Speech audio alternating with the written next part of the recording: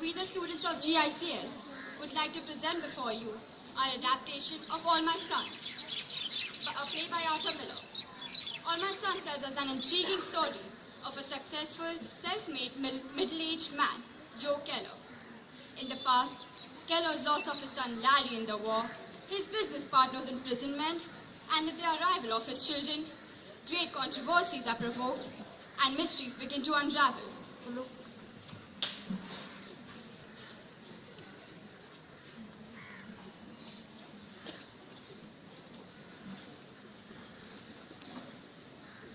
Hey, Joe.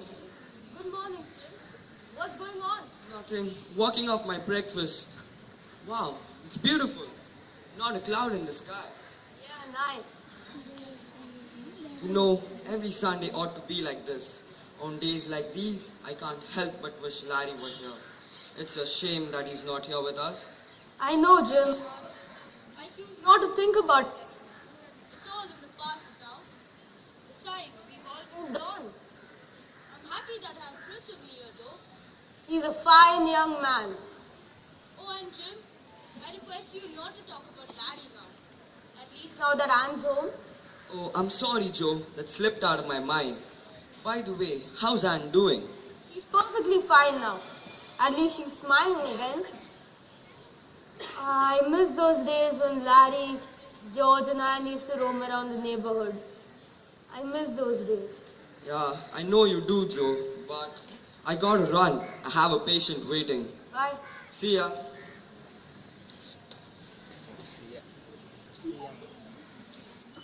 Good morning, Dad. Ah, I see someone finally decided to hop out of bed. To what point? Nothing. Just wanted to have a chat with my old man. Everything all right? Just perfect. Your mum made a famous blueberry waffles this morning. This day couldn't get any better. Speaking of Mom, I think we should tell her now. I think it's about time. We can't wait any longer. I know, Chris, but I'm just waiting for the right time. The right time? It's been 3 years, Dad. 3 years. Mother always talks about her being Larry's girl. But I love her, Dad. Why can't Mother just let her go? It's more complicated than that. If you marry Anne, you're pronouncing Larry dead. You know what'll happen to Mother? I don't. All right, Dad. But we better tell her soon. I promise you that. Leave that up to me. I think someone's coming. Good morning, Mother. How are you doing today? I'm doing just fine. I better check up on Anne. See if she's up yet. Take your time. I have to tell you something. I overheard Anne talking to George last night on the phone, and I think something's wrong. What does George want? He's been in Columbus since this morning with Steve. He's got to see Annie right away, he says. What for?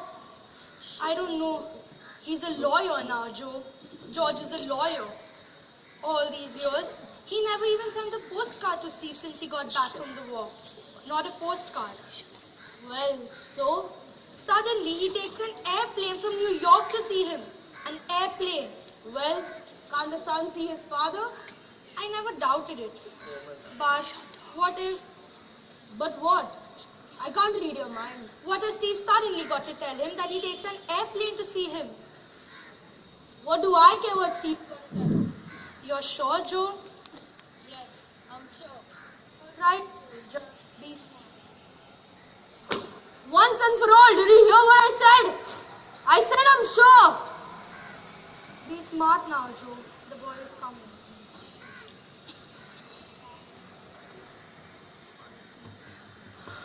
Come in, dear. Morning, Joe. Morning, Kate. Beautiful day, isn't it? It sure is. Did you have a good night's sleep? You bet. Being back here just feels amazing. So many memories. Say, Chris sure has a lot of clothes. I couldn't find room in his closet.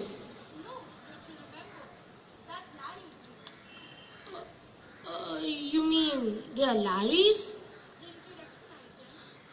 It just never occurred to me that... I mean, the shoes are all shined.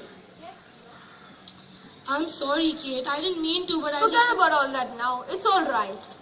Kate, I needed your help finding a few documents. Would you mind? Not at all. Please make yourself comfortable, dear. Thanks, Kate. Has anyone seen Jim? Oh, you must be Anne. Sure am. And you must be Sue, the one who bought the house next door? Well, yes. I've heard quite a lot about you. The Keller family is quite fond of you. I'd have to say the same about them. I've never seen a more loving family before. I'm surprised you still have that opinion about them. I mean, considering what happened with your father. That wasn't Joe's fault. He made a mistake and he ought to pay for it. Well, at least you still believe Joe's innocent. What's that supposed to mean? I'm sorry to break the news to you, honey, but some people still consider Joe guilty. I mean, he pulled off a quick one to get out of jail. Excuse me, but who are you to just waltz in and start throwing false accusations like that? I'm sorry. I didn't mean to offend you. I just thought you should know. Well, I better get going. And once again, I'm truly sorry.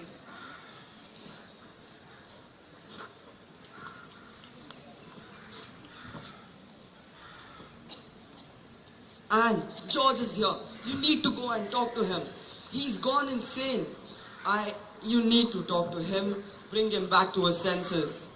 He'll end up creating a scene otherwise. Jim, what's the matter? I can't understand what you're saying. Please sit down with Joe. You're not married yet, are you? No. George, will you please sit down? Are you married yet? No, I'm not married yet. You just cannot marry him. What's the matter with you? Why can't I? Why does everybody look so flustered?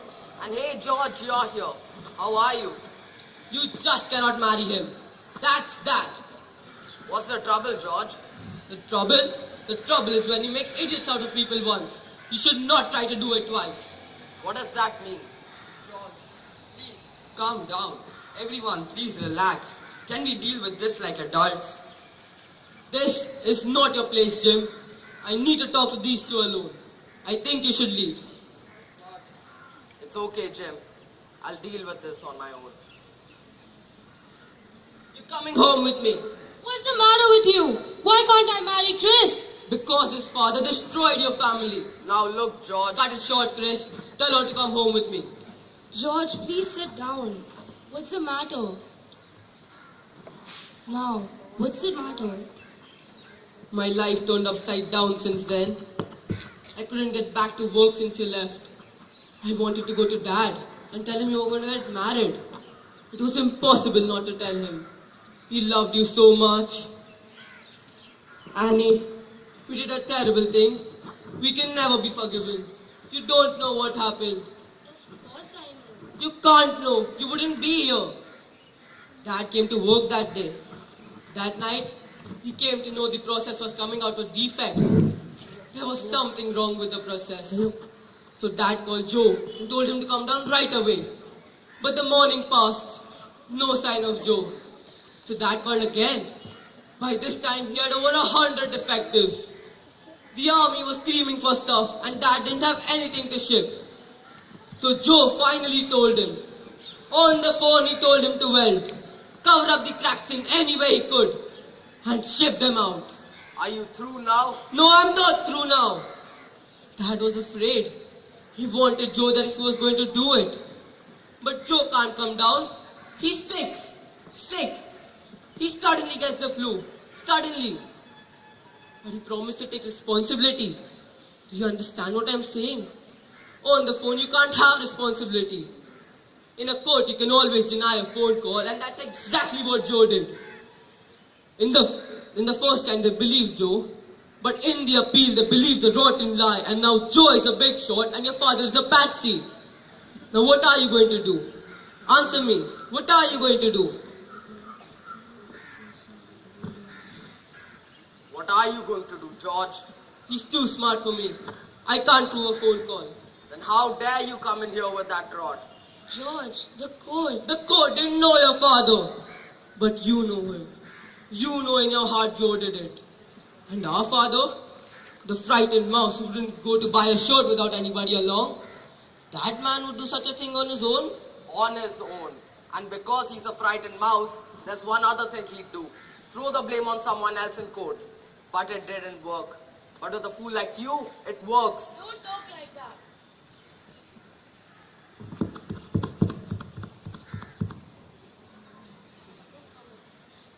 And don't mention marriage. We haven't told Kate yet.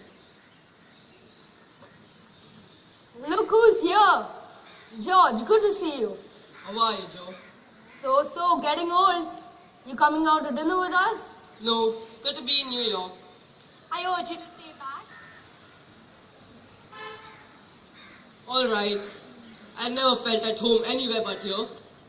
I feel so... Kate, you look so young. You've not changed at all. You too, Joe. You're amazingly the same. The whole atmosphere is... Say, I ain't got time to get sick. He hasn't been laid up in 15 years.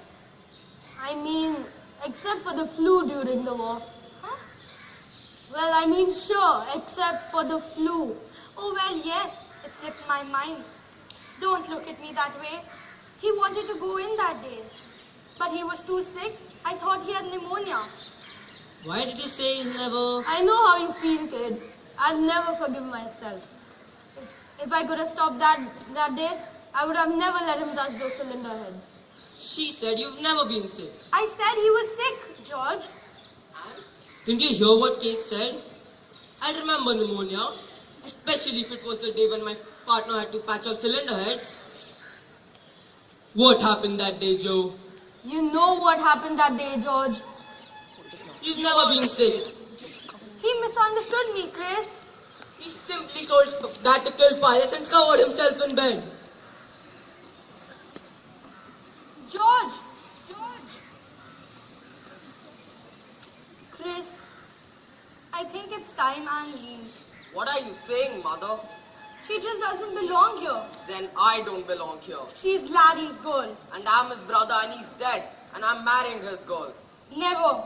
Never in this world. Have you lost your mind? You have nothing to say. I've got plenty to say. 3.5 years you've been talking like a maniac. Nothing. You have nothing to say. Now I say, he's coming back and everybody has got to wait. I'm going ahead with it, mother. I've never said no to you in your life, Chris. Now I say no. I've let him go. I've let him go a long time ago. Then, let your father go. She's out of her mind. Because if he's dead, then your father killed him. Do you understand me now? God does not let a son be killed by his father. Now you see, don't you? Now you see. She's out of her mind. Dad, you did it. Larry never flew a P-40. But the others. Just justify yourself. You're a boy, what could I do? I'm in business. 120 cracked, you're out of business. You've got a process. The process doesn't work, you're out of business. You don't know how to operate, your stuff is no good. They close you up and they tear all your contracts.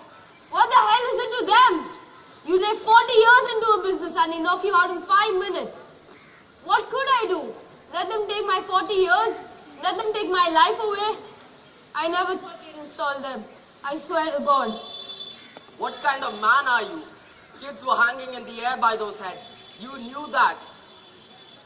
Please calm down, Chris. For me, where do you live? Where have you come from? For me, I was dying every day and you were killing my boys and you did it for me. What do you think I was thinking of? The goddamn business? You're not even an animal. No animal kills his own. What must I do to you? I ought to tear the tongue out of her mouth. What must I do to you? God, what must I do to you? Calm down, Chris. Kate, I need to tell you something. You have to agree Larry's dead. You have to say it to him so he knows you mean it. What are you talking about? If he's dead, then how did he die? You're lying to me. Larry wrote this to me the night he killed himself. Kate, please, please. Oh my God. I'm Give sorry. it to me. What's the commotion? What's happening here? Now listen. My dear Anne, it's impossible to put down the things I feel. But I've got to tell you something. Yesterday, they flew in a load of papers from the States and I read about Dad and your father being convicted. I can't express myself. I can't tell you how I feel. I can't bear to live anymore. Last night, I circled the base for 20 minutes before I could bring myself in. How could he have done that? Every day, 3 or 4 men never came back, and he sits back there doing business. I don't know how to tell you what I feel. I can't face anybody. I'm going out on a mission in a few minutes. They are probably going to report me as missing. If they do, I want you to know that you mustn't wait for me. I tell you, Anne, if I had him there now, I could kill him. This is the land of the great big dogs. You don't love a man here, and you eat him. That's the principle, the only one we live by. It just happened to kill a few people this time. That's all. The world's that way. How can I take it out on him? Larry was your son too, Joe. You know he'd never tell you to do this. And what is this if it isn't telling me? Sure, he was my son. But now, I think that they were all my sons. And I guess they were. I'll be right back. I knew you were no worse than other men, but I thought you were better. I never saw you as a man. I saw you as my father. I can't look at you this way. I can't look at myself. Don't stop him, Chris.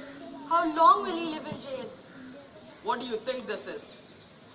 Larry didn't kill himself to make you and Dad sorry. Joe!